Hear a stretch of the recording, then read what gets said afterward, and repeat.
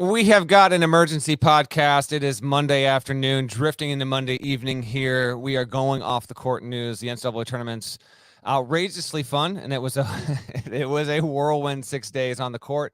Off the court, the sport has been brewing, bubbling, buzzing, and we had some coronations happen on Monday in the Big East. I am Matt Norlander. I'm doing this solo because Gary Parrish is flying back home as we speak, and we did not want to have you wait too much longer for an emergency pod. As a reminder, on Tuesday, we will be doing a Sweet 16 look ahead to the 8 tremendous matchups we have awaiting us in the regional semifinals across the country on Thursday and Friday. But let's talk coaching hires because we got 2 just humongous ones. They didn't drop out of nowhere. This was something that was building and building as the weekend moved on and we got into Monday.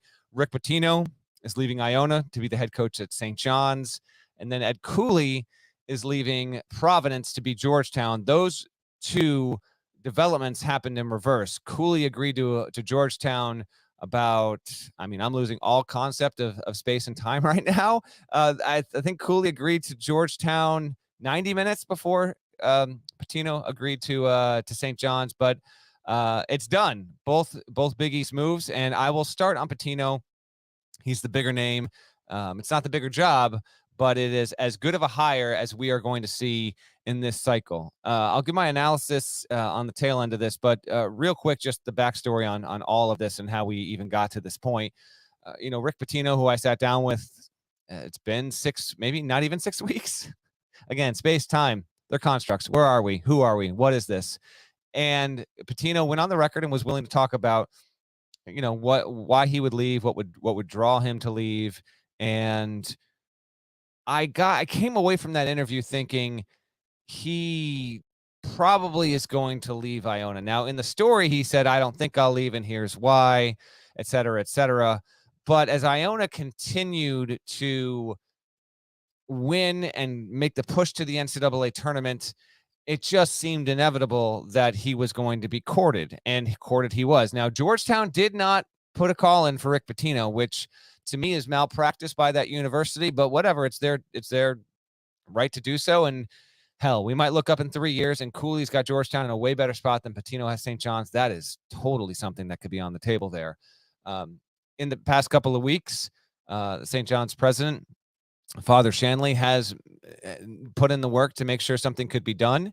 And once Iona was knocked out of the tournament on Friday in Albany, where I was, it was just a matter of getting him to campus.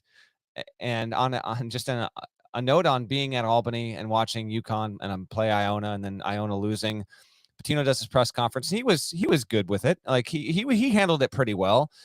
And he had talked about St. John's before that. But he gets done the press conference. He walks off the dais, and then it's probably about I don't know, 200 pace walk from the press conference area back to the Iona locker room. Rick Pitino, I won't say he was running. He was speed walking to a level I did not know was possible.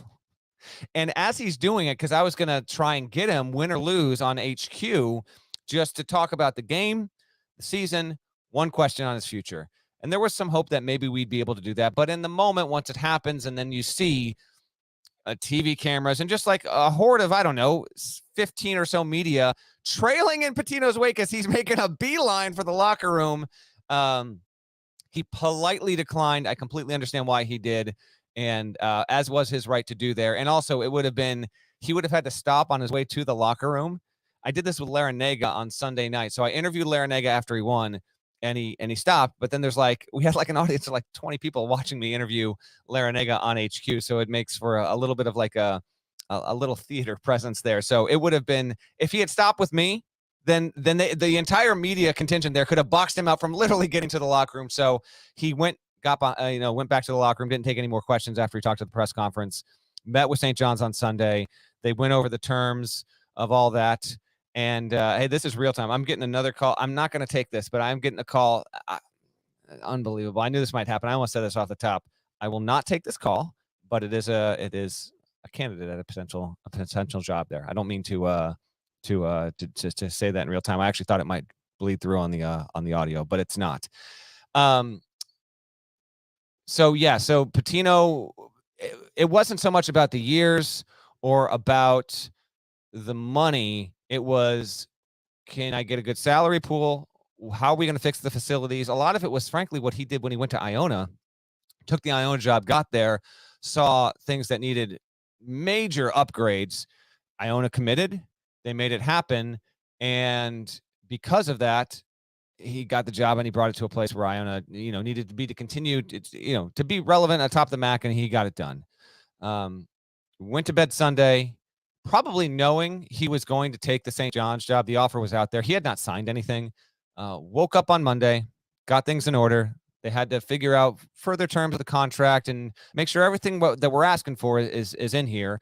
As all of this is going on, Providence is where he coached before. And when I left that meeting with Pitino back in February, I kind of thought, well, all things being equal, if you offered him Providence or St. John's, I think he would take Providence. But the timeline was weird. St. John's, credit to them. They got it. They got it done. They got it done in order. And they were made sure that they were well positioned.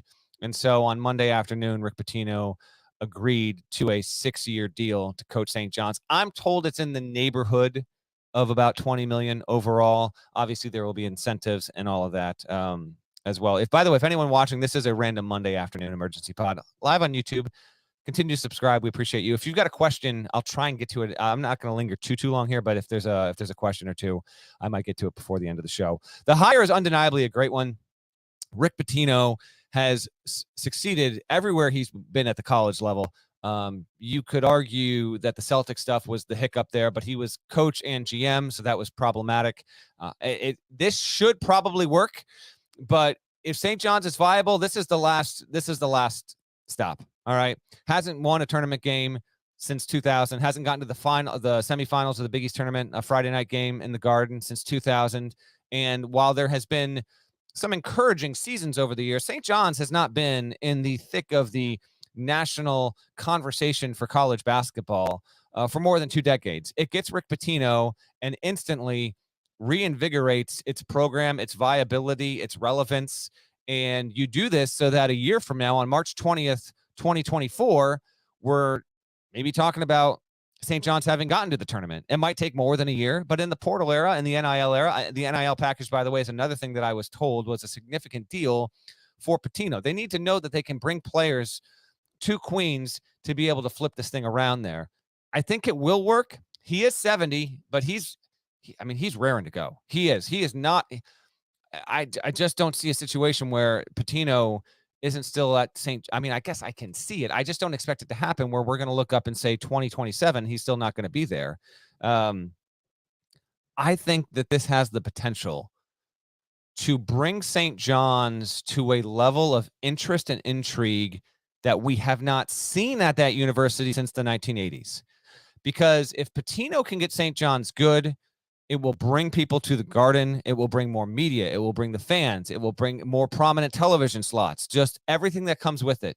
Sitting there watching UConn play Iona in Albany on Friday, and you look across the way, and on one side, you got Connecticut and those sweet, just make them permanent, those throwback uniforms, and you got Dan Hurley, and he's losing his mind. And on the other side, you got Rick Pitino, who is dialed. He is dialed in. It looks as invested once the ball goes up and we're playing 40 minutes now as he did 20 years ago. He just has not lost a step. And there was this buzz, excitement. Didn't hurt that for the first half. That was just the best first half we've had in the tournament so far. And he's going to bring that to Queens. He's going to bring it to Madison Square Garden, and we'll wait and see on what other players get in the portal. But you got to figure that Pitino should be able to minimally land one of the 10 to 15 best players that's going to go in the transfer portal in this cycle. Minimally. If I'm and listen, I'm no college D1 player, but if I am, and now I see Rick Pitino's in the Big East, he's at St. John's, it's New York City. I know what he's done. He's won national championships at Kentucky and at Louisville. He's made Final Fours at 3 different schools. He's won in Greece. He's won in the NBA. He's won in college. Why am I not going to play for Rick Pitino? That's going to happen. So a magnificent hire by St. John's. They get it done. Pitino doesn't have to move, which I also think is a factor. He gets to keep his house at Wingfoot, and and the commute might be a little bit longer. I imagine they actually are going to have him in quite a nice. He had another tiny little abode right there on campus at Iona. If he had that, I have to believe that St. John's is going to hook the man up with some nice living quarters, so he's not necessarily always making that drive, and he'll have a nice secondary residence as well. Yeah, I can't wait to see what happens with St. John's. Pitino can get this team back to the NCAA tournament in a year, provided that the roster can flip. And even if that doesn't happen, I think a reasonable expectation is year 2, year 3, you get him there. But that being said, the Big East is just absolutely loaded on all of that. Before I go to Cooley, it is just me hosting, but I'll queue up Nada real quick. Nada, is there anything tied to the Pitino job in St. John's that either you want me to address, or just you think a main question that I haven't touched on so far here before we get to the Cooley stuff with Georgetown? I think you've covered most of it. It's just the biggest question I had was probably just the recruiting side of it, but transfer portal wise, the way you made it makes sense now that for that. So that was my one question potentially with Pitino going to St. John's, but if that's going to be handled, then yeah, I'm good. Certainly well timed. My Wi-Fi dropped out for a second there. Nada, go ahead and say that again. You can edit that and post for the audio at least. So this only gets once. What was the question there? Because my Wi-Fi dropped real quick. Honestly, it was just like the recruiting side and the transfer portal side. How's that going to be handled? Outside of that, I think we're good to go to Cooley. I think, but for the most part, you answered most of the questions I think anyone would have on the St. John's thing. Pitino's going to be introduced, as he should be, Tuesday at Madison Square Garden at noon Eastern. That was also the reason why this needed to get done by Monday. They don't have the Garden available to them on Wednesday. The NCAA tournament stuff is going to happen at the Garden, and all the NCAA day before media availability, the Garden gets going on Thursday. So they had to get this done today in order to make it turn around and get it done for Tuesday. Congrats to St. John's. Their athletic director, Mike Cragg, helped get this done as well. But the president, from what I understand, was the one that was really driving this for weeks and weeks, and they make it happen. Meantime, there is an opening now at Providence because Cooley goes to Georgetown and Georgetown fills it. And this had been building like even before Providence played its tournament game and tournament loss against Kentucky on Friday. Cooley afterward was about as forthcoming as he possibly could be.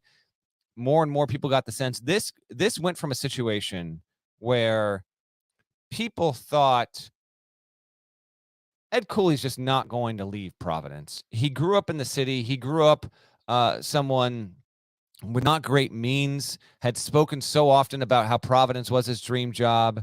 And I mean, he's told it to me and he's told it plenty of others, like in casual conversation on the record. Ed Cooley genuinely believes he's one of the luckiest human beings in the world because of where he has landed.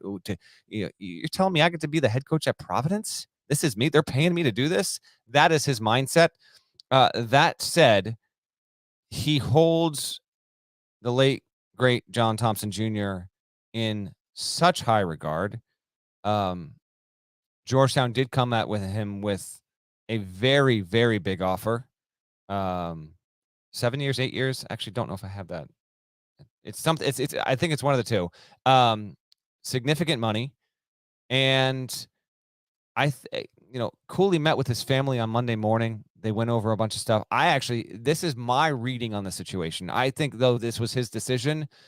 I believe that others around Ed Cooley were the ones that helped him get this past the finish line and had him deciding to go. It is unusual, obviously, for someone to leave a job. Like, Cooley didn't go to Providence. He's not an alum, but he's from there. And that is, he was the favored son. To leave that for an intra-conference opponent and a different job, I mean, it's not unprecedented. It's just very rare. It's different than Beard leaving from Tech to go to Texas. Texas is the better job. It's the biggest school in the conference, and he went to school there. He went to UT. This isn't that. All things being equal, Georgetown is the better job than Providence, and you won't get many people that would say otherwise.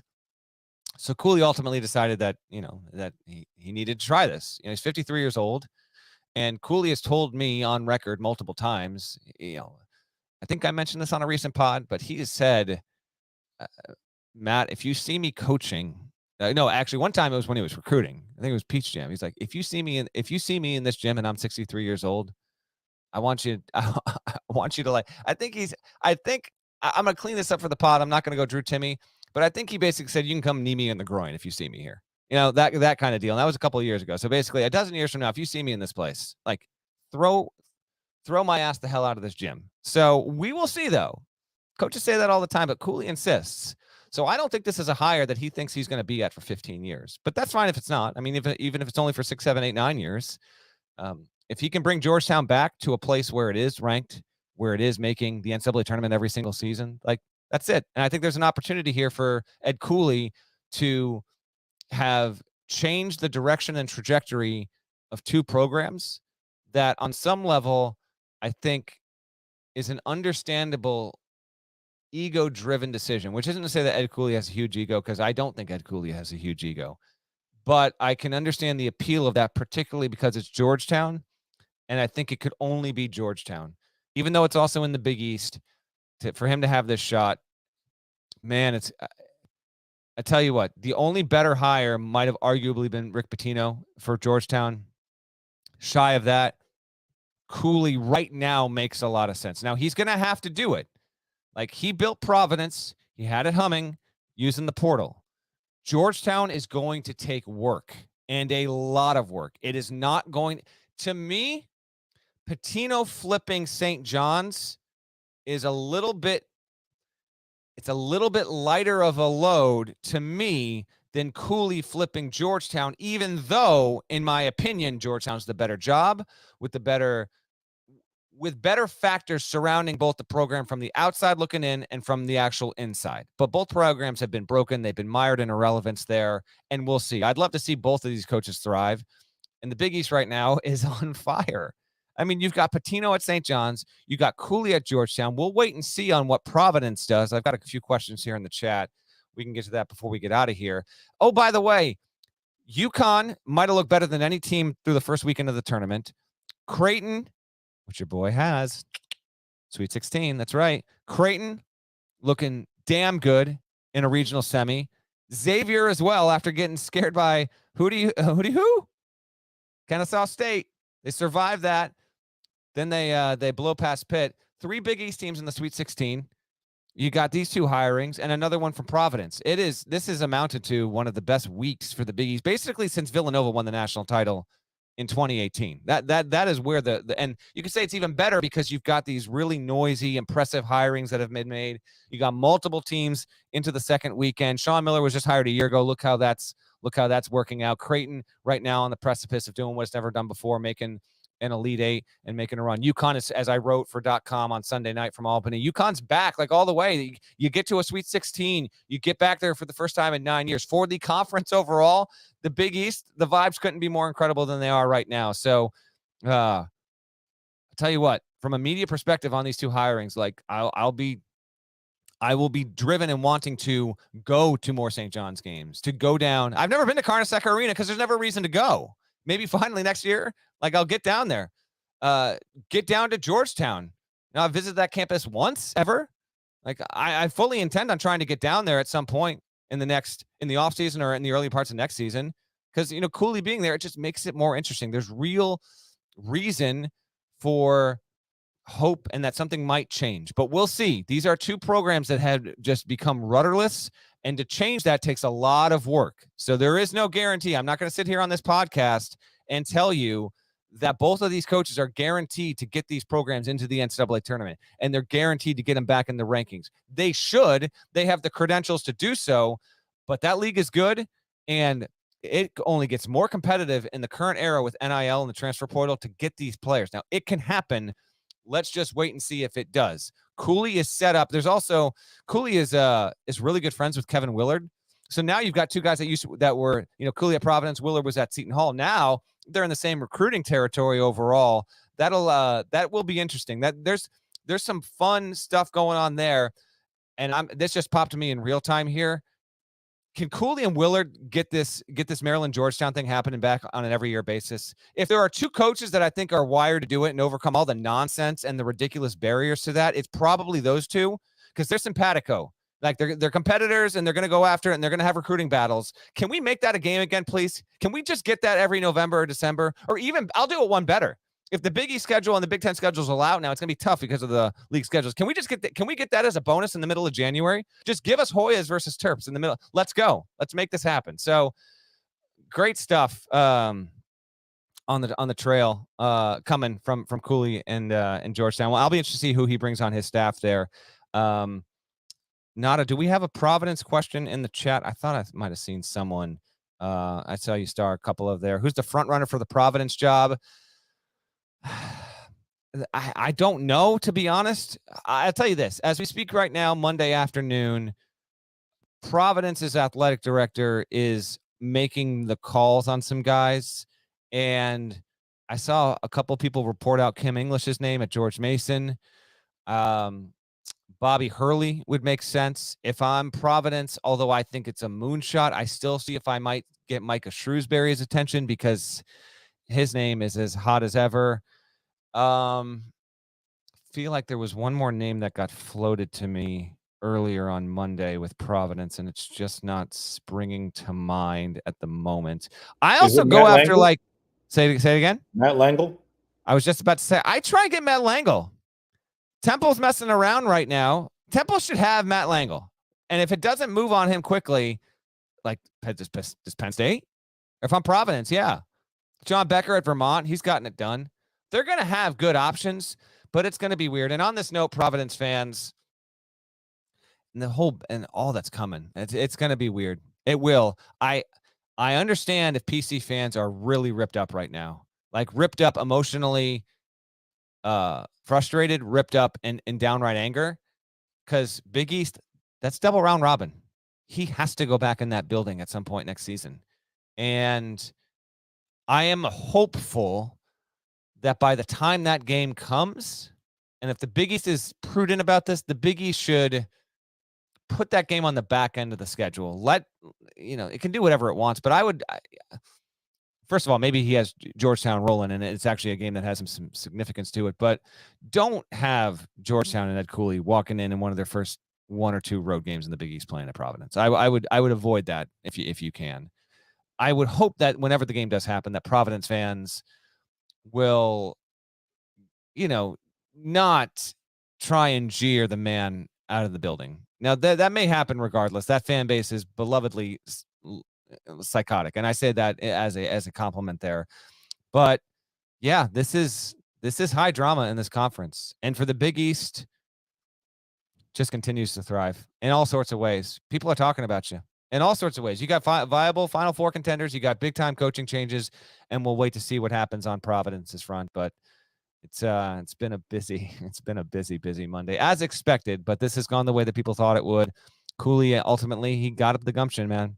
He said, I'm gonna go take this on. I'm gonna follow in John Thompson, Big John's footsteps, and try and restore Georgetown to what I think it can be. So how about that, man? It is something else. You got anything for me, Nada? Well, we got a couple other ones that are kind of interesting. Rico Las Cage, really nice name. Any whispers about the Texas Tech job for the head coaching position? Yes, but I got a couple of names that I don't want to say on a podcast. One of which will not go there, but it was at least an intriguing name. But I still wonder if they're not going to go Paul Mills or Grant McCaslin. Mills' season is done. McCaslin's still alive in the NIT. I think both would be good hires, frankly, overall. So keep that in mind. But that might take a little bit longer here. I don't know if we're going to have resolution on Texas Tech by the end of the week. What else? There again, people have largely brought up in the chat Bobby Hurley. Our friend David in the chat, who's there normally, will they sand the court in Queens? Will they sand the? No, they should not, and they will not. There will be no sanding the court in Queens. I am seeing a question here from David asking, will Golden Gate Mike sue St. John's for wrongful termination? Yeah, I fully expect that as well. That's the other offshoot with all of this there. It ended with Mike Anderson. They're trying to fire him for cause. He's going to fight that. My guess is St. John's will lose that, and Mike Anderson will get his money. That is my guess right now. as I survey this scene. I think Golden Gate Mike will be getting the bag even after getting fired there. But I think that's pretty much it. Yeah, we still have more. Like, I guess I can tour through this real quick for you. Since this is coaching stuff, and we will do a carousel episode as we do every year. Like once we get out of the tournament, or sometime it is gonna come. Cal is still interviewing some folks. I think Cal will call Randy Bennett and see if they can get him. And if they don't, I won't be surprised. I've been told they might be targeting a minority, and if that's so, Stan Johnson, LMU, maybe. I think they could do much worse than that. Texas is interesting at the moment because Rodney Terry has a team in the Sweet 16. If I'm Texas, and you're about to scheme up against Sean Miller, and one game should not decide it, why not Rodney Terry at this point? I think there's a real case to be made there. But Chris Del Conte is, from what I'm hearing, he might be still taking a few moonshots there. But I will say this: if Texas gets even one more win, and that one more win is significant, it adds on to the resume we've seen. If Texas gets to the Elite Eight, just give Rodney Terry the job. Just announce it, but even before they play that regional final, if they can get past Xavier, that's what I would do. But we wait and see. We wait and see on that. Wichita State, there's a whole bunch of names out there right now. Anything else? There's just a couple small jobs that will probably close in the next 72 hours. What do you got? Mike Bray. Because we have that. Okay, I'll tell you this right now. So, yeah, Mike Bray was reported earlier on Monday that he's going to USF. I think that is very viable. I don't think that is done yet. So keep an eye. I think it could be done on Tuesday, but I don't know. There's another name that I will not put on this podcast. I got to be careful what I can disclose and not. Another name that's apparently involved at USF that I was told just to be aware of. So we'll see on that. I think it's time for us to go now. Yeah, I think so. I think that's it. This was an emergency pod. Just me. GP's flying. We'll have a Tuesday Sweet 16 preview look ahead. If you want to know about all this coaching stuff, by the way, I do an updating carousel post at cbssports.com. Let's link that in the pod description so that people can tour through the jobs that have been closed and what has not been closed. And I think that's pretty much it. Thank you to everyone. Numbers continue to be great. I guess everyone liked the reaction pods. We're going to continue to do that. So after every night, late night pods, but you'll have it if you want it in your phone the next morning. That's the most important thing. You wake up, hey, guys talked about it late last night. It's waiting for me right here. So thank you. Continue to spread the word. A lot of people found me in Albany. Thank you to everyone who did. It was a pleasure to meet so many of you, and thank you for continuing to listen to the pod. It's our pleasure to do so. I'm Matt Norlander. Kanata Edwards Nada produced this episode. We will talk to you again on Tuesday with a preview of the Sweet 16.